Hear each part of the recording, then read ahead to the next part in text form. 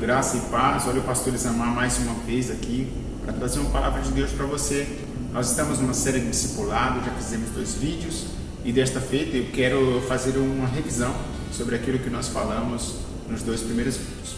Eu quero fazer o uso da primeira carta de Timóteo, capítulo 4, do versículo 9 a seguir, que diz assim: fiel é esta palavra e digna de toda aceitação, porque para isto trabalhamos e lutamos, pois esperamos o Deus vivo, que é o Salvador de todos os homens e principalmente dos fiéis.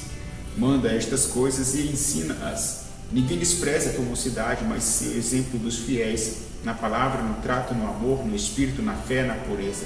Persiste em ler, exortar e ensinar até que eu vá. Não desprezes o dom que é em ti, o qual te foi dado por profecia, com a imposição das mãos do presbitério. Medita estas coisas, ocupa-te nela, para que o teu aproveitamento seja manifesto a todos. Bom, eu não quero entrar no mérito do contexto, mas eu quero falar para você que isso é um discipulado horizontal. É o apóstolo Paulo discipulando o seu filho na fé, Timóteo. Como nos vídeos anteriores eu falei sobre acolhimento, envolvimento e acompanhamento, falei também sobre teoria e prática, e no outro vídeo falei sobre o discipulado vertical e horizontal. Eu gostaria de refrescar com vocês esses tópicos. Por exemplo, o acolhimento da igreja é a primeira impressão, é aquela que fica. O ambiente espiritual, o ambiente emocional, o ambiente que vai influenciar, que vai impactar a vida daquele que está chegando pela primeira vez, ou daquele que já estava muito ferido, que já frequentou um outro lugar, que não foi bem recebido, foi maltratado, talvez não foi acolhido, não foi tratado, né? E o ambiente, a recepção, o acolhimento da igreja é significativo. A igreja precisa estar consciente do seu compromisso, do seu trabalho, da sua tarefa, de dar aquilo que tem. Se nós pregamos que temos amor, porque Deus está em nós, obviamente nós temos que dar isso, não é verdade? Então, o acolhimento é o fator primordial. Precisamos nos preocupar muito com isso. Muitas pessoas chegam na porta da igreja e elas estão feridas. Se elas não forem bem recebidas, se elas não forem bem tratadas, elas possivelmente continuarão com seus ferimentos e muito provavelmente não voltarão à igreja. Mas não apenas o acolhimento, o envolvimento também é fundamental. Pessoas que chegam no início da igreja são tímidas, não têm ânimo para se envolver de imediato. Por isso precisam de pessoas que na igreja tenham humildade suficiente para se envolver e para envolvê-las, né? Inseri-las no ambiente da irmandade da igreja. Então esse envolvimento precisa ser atuante, precisa acontecer de fato. Outro ponto importante é o acompanhamento. Por quê? Porque o ambiente da igreja é um ambiente agradável, de cântico, de louvores, de oração, né? De júbilo.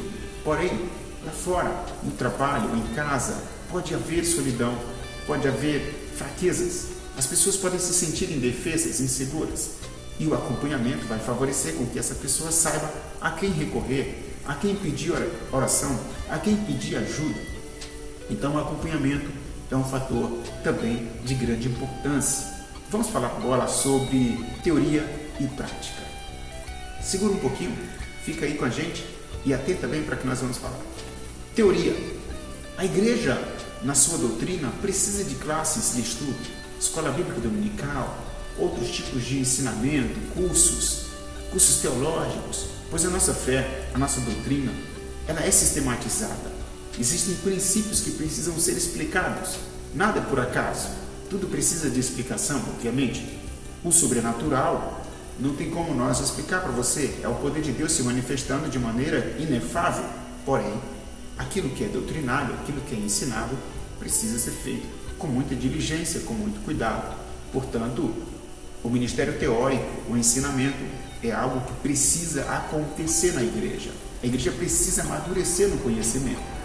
O ministério, o discipulado prático, é o relacionamento que nós devemos exercer continuamente.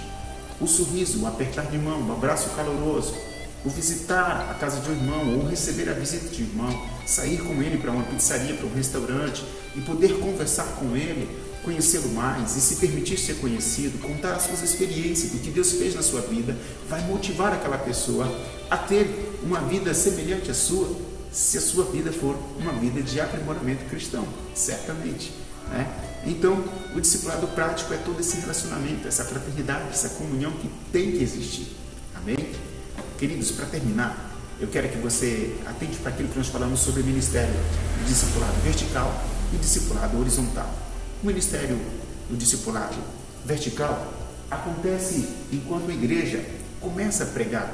O pastor pregando, ensinando, ministrando pela palavra de Deus. Obviamente o pastor se dedica, lê a palavra, ora, busca em Deus, estuda, procura o entendimento necessário e importante que tem que ser para poder ministrar para a igreja aquilo que é de Deus, que está aqui e que vai fundamentar a sua fé. Esse discipulado é um discipulado geralmente coletivo, onde todos irão se alimentar com a mesma palavra. Então, é indispensável que o discípulo, o novo discípulo, esteja aqui e também o discipulador esteja presente, porque isso gera mais segurança, mais confiança e o exemplo arrasta. O discipulado horizontal é o que nós acabamos de ler aqui, quando Paulo escreve essa carta e envia para Timóteo. O discipulado precisa acontecer de maneira individual. Por quê? Porque nesse momento as pessoas vão pedir oração por algum tipo de dificuldades que eles têm. Um pecado escravizador, uma situação constrangedora que não dá para falar no meio de muitas pessoas.